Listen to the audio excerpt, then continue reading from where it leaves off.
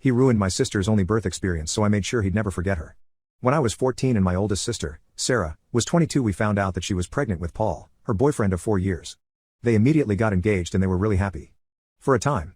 Sarah had a horrible pregnancy, about 16 to 18 weeks, and the wonder of creating a human life evaporated within her. She developed hyperemesis, which if you don't know is really bad morning sickness. She was constantly in pain, she developed gestational diabetes, and just all around hated the experience. Around this time Paul, the then fiancé, started getting sick of the complaining. I believe the argument was, your body is built to do this, it can't be that bad. Sarah was due around Valentine's Day and Paul's parents, Mr. and Mrs. Doe, were very excited, both about the grandkid and the fact that he could be born on a holiday. She was very against that and really hoped that her son wouldn't be born on a holiday, even one as small as Valentine's Day. Her birthday sometimes falls on Easter and she hates it, because it might make him feel that his day isn't very much about him. Well, Mrs. Doe says something like, well, if you name him Valentine or Valentino then that'll make the day even more special to him. Again, my sister hated the idea. She thought it was tacky, he'd be bullied for it, and just really didn't like the name Valentino. Paul loved it, but agreed to go with a more average name like Daniel or Jared. Fast forward to February and she was ready to get this over with. Sarah had officially been put on bed rest because while standing or walking her blood pressure took unexpected spikes and dips. I look back now and goodness do I feel bad for her. She was doing her best to avoid giving birth on Valentine's Day because, again, she didn't want him born on a holiday. Unfortunately, births happen when they happen and that baby was going to come on Valentine's Day whether she wanted him to or not. I remember waiting out in the waiting room with my dad, brothers, and Paul, who couldn't stand to be in the delivery room because it was gross. I was so mad that he could have gone in but wouldn't because he thought my sister was gross while giving birth, whereas I had to stay outside because I was too young to go in with my mom and other sister. Dad went home with the youngest 2 brothers while the oldest, Zeke, stayed to watch me because I refused to leave. 16 hours after Sarah went into labor my little nephew was officially part of the family on the evening of Valentine's Day. Unfortunately, Sarah was not okay. She had to have an emergency cesarean section and while doing the operation discovered that the back of her uterus, facing her spinal cord, had a very large and very severe, thankfully non-cancerous, tumor. When I say large I mean it was twice the size of a standard uterus. The doctors were shocked and didn't understand why nobody had noticed it on an ultrasound. It accounted for her severe back pain and blood pressure issues. The doctors immediately went in for more surgery to remove the tumor, but sadly ended up having to perform a full hysterectomy. This meant that my nephew would be Sarah's only child. Now while Sarah was in for surgery Paul was taking care of everything baby related to make sure his son was okay.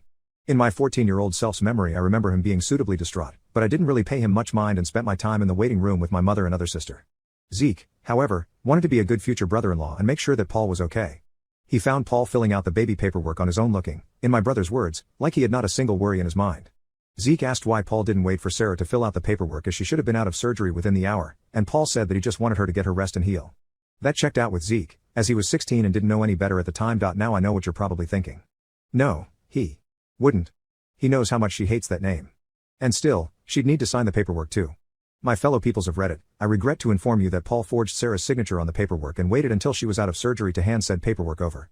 My sweet nephew, who was born on Valentine's Day, was named Valentino on his first official birth certificate. I still to this day don't know why Paul and his family were so insistent about the name. He had even picked out a different one with my sister. And before you ask, no, he was never brought up on forgery charges because his parents were witnesses to her signing the papers, even though they only got there at the last minute. So Sarah dumped him and got her son's name changed a month later. She was willing to do split custody with him because that's her son's father and she wants the kid to know him, but Paul vanished and she never heard anything back, which seemed weirdly out of character to us.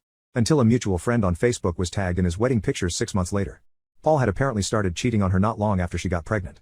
Sarah was livid but there wasn't much she could do so she filed for child support and continued to live her best life. Until 6 years later.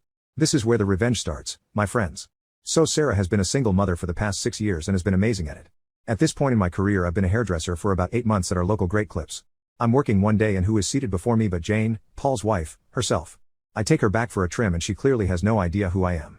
That adds up because a mutual friend that still keeps in contact with Paul said that Jane doesn't know a thing. She has no idea about Sarah, that she was the other woman, or that Paul actually has a kid that he's been, infrequently, paying child support for. She's in the dark on it all. I told myself not to be an ass and treat her like a normal customer, which I did. Now at this point, Jane was heavily pregnant, so a lot of our conversation was about that.